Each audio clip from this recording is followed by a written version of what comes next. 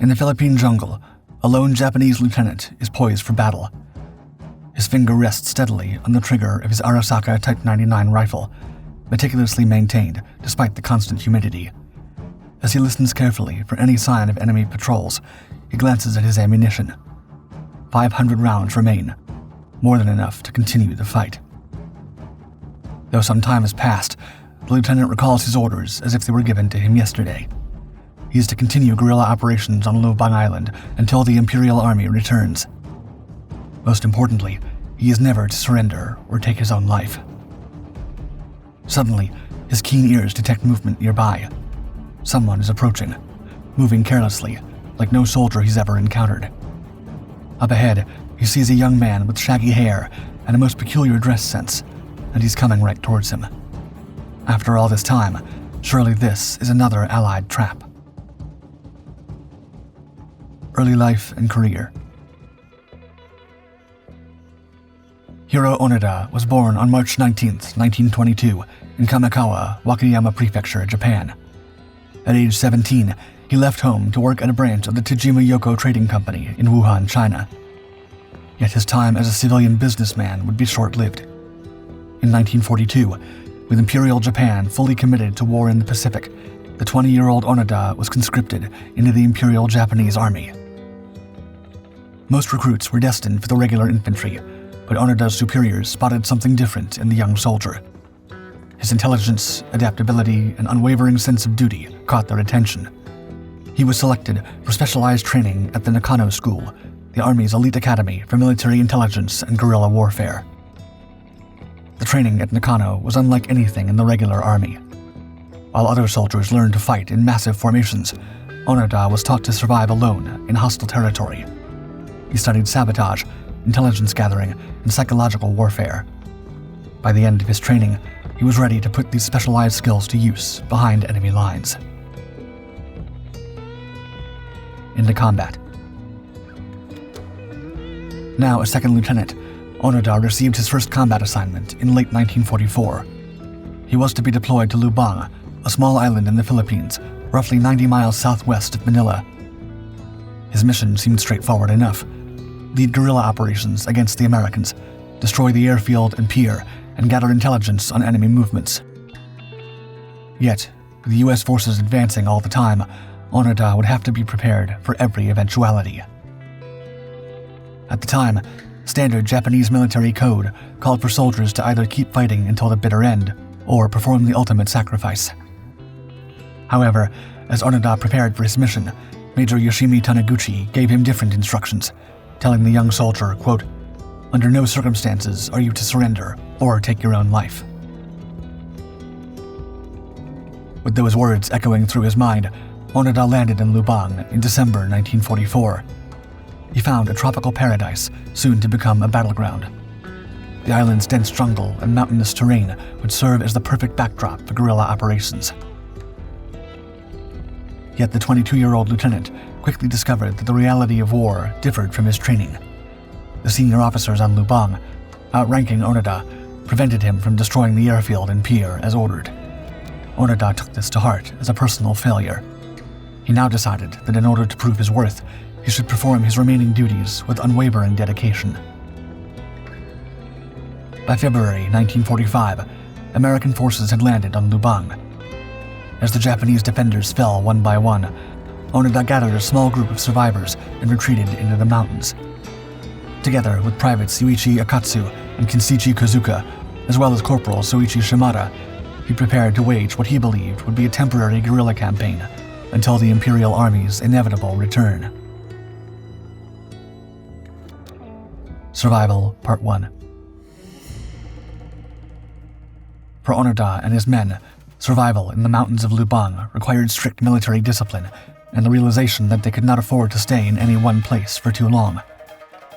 Onoda later said, quote, "If you want to stay alive, you must keep moving, and you had better do it at full steam. We switched camp every couple of days, carried all our belongings with us, and hid all signs of ourselves from the islanders.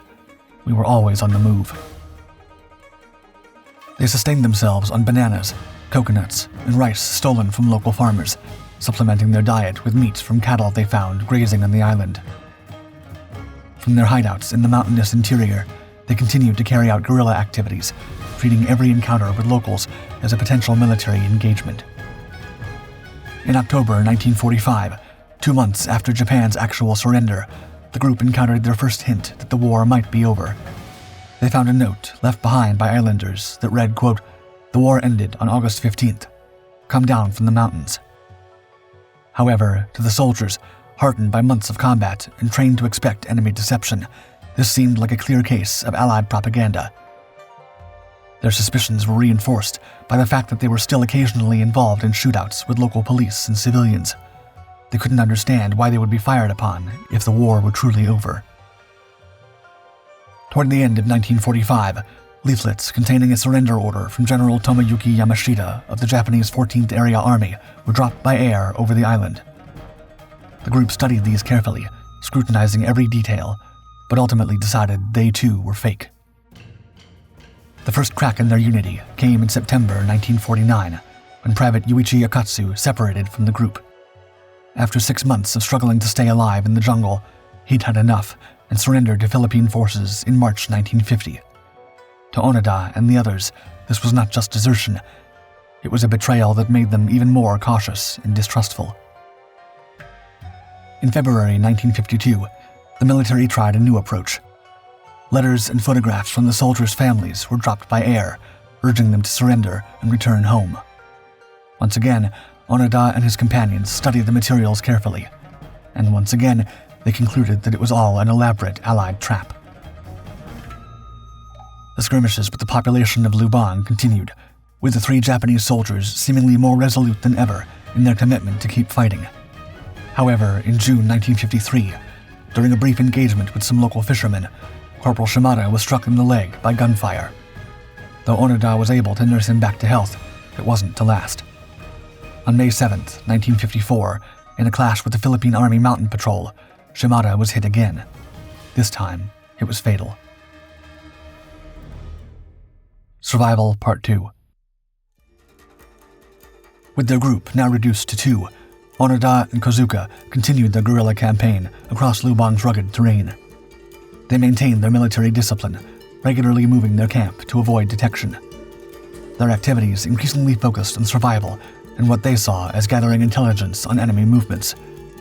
Though to the islanders, they were a constant source of fear, known for burning harvested rice and raiding local farms. As they continued prowling the Philippine jungles, one day they made a curious discovery. Japanese newspapers from the post-war period, which clearly made reference to Japan's defeat and reconstruction. However, the 2 men had developed a harsh worldview shaped by their isolation, and once again dismissed the newspapers as an Allied ruse. Onoda later explained, quote, "By 1959, we developed so many fixed ideas that we were unable to understand anything that did not conform to them." The 1960s came and went, and Onoda and Kozuka's 2-man campaign continued. Though time took its toll, their military training served them well. Despite the passing of the years, they kept their rifles in perfect working condition. They learned to sleep on mountain slopes with a 10 to 15 degree inclination, allowing them to quickly assess their surroundings without sitting up if awakened, a habit born from years of constant vigilance. Suddenly, in January 1972, global interest in the idea of Japanese holdouts from World War II was rekindled. Another Japanese soldier, Soichi Yokoi, was discovered living in hiding on the island of Guam. Though he said he had been aware that the war had ended in 1952, he refused to turn himself in, believing surrender to be a disgrace. As people around the world struggled to believe the shocking idea that a Japanese soldier could still be active 3 decades after the end of the war, they began to wonder if any others were still out there. Meanwhile, Onoda and Kozuka showed no signs of acceptance that the war was over.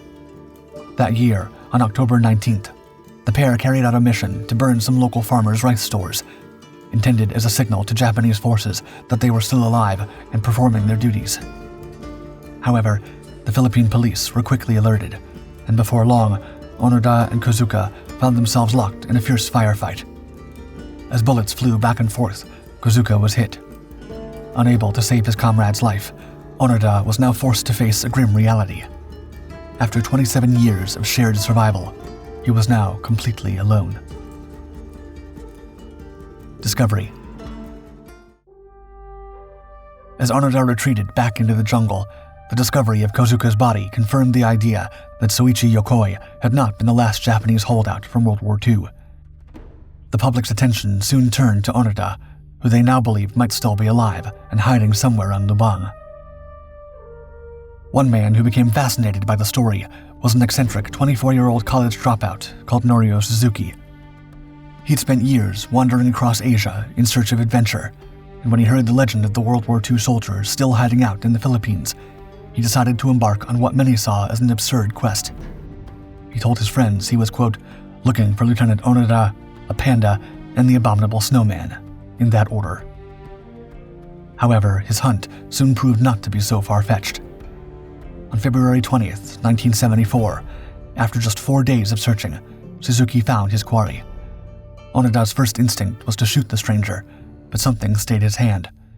He later revealed what had stopped him from pulling the trigger, saying, quote, if he had not been wearing socks, I might have shot him. But he had on these thick woolen socks, even though he was wearing sandals. The islanders would never do anything so incongruous. During their strange first meeting, as the 51-year-old lieutenant realized that Suzuki meant him no harm, the two men ended up becoming friends.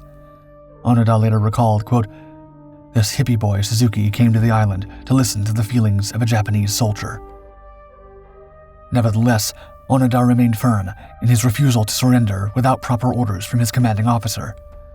Therefore, Suzuki returned to Japan with photographs proving their encounter and helped locate Major Yoshimi Taniguchi, Onoda's former commander who had become a bookseller after the war. On March 9, 1974, Taniguchi flew to Lubang and met with Onoda in the jungle to deliver his new orders, which read, quote, in accordance with the Imperial Command, the 14th Area Army has ceased all combat activity. In accordance with Military Headquarters Command Number A-2003, the Special Squadron in the Chief of Staff's headquarters is relieved of all military duties. Onoda wept uncontrollably as he finally agreed to lay down his rifle. The next day, March 10, 1974, he emerged from the jungle wearing his old Imperial Army uniform, which was still in remarkably good condition considering the circumstances. He then turned over his sword, his fully functioning Arisaka Type 99 rifle, 500 rounds of ammunition, several hand grenades, and the dagger his mother had given him in 1944 in order for him to take his own life if captured. After 28 years, 6 months, and 8 days in the jungles of Lubang, Lieutenant Onoda's war was finally over. He would later say, quote, every minute of every day for 30 years, I served my country. I've never even wondered if that was good or bad for me on an individual level.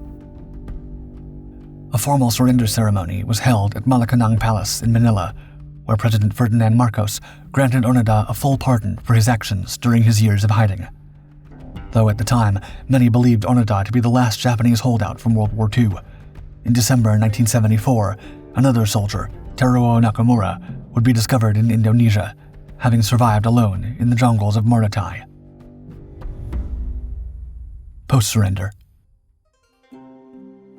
When he returned to Japan in 1974, Onoda was greeted by a cheering crowd of 8,000 people. Yet he found himself in a nation transformed. The post-war economic miracle had turned Japan into a modern state he barely recognized.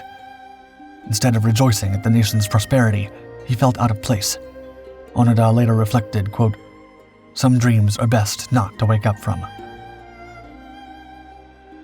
To make matters worse, not all his countrymen gave him such a warm welcome.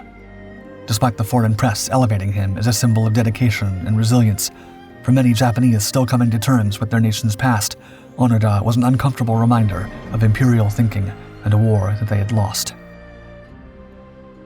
That same year, he published his memoir, entitled No Surrender, My 30-Year War. However, he was confronted by fellow war veterans who loudly challenged his account of events. 2 years later, even his memoir's ghostwriter, Ikeda Shin, published his own book titled Fantasy Hero, declaring that Onoda was neither a hero nor a brave man. Though he likely did not like seeing his reputation besmirched, his motivations were apparently not financial.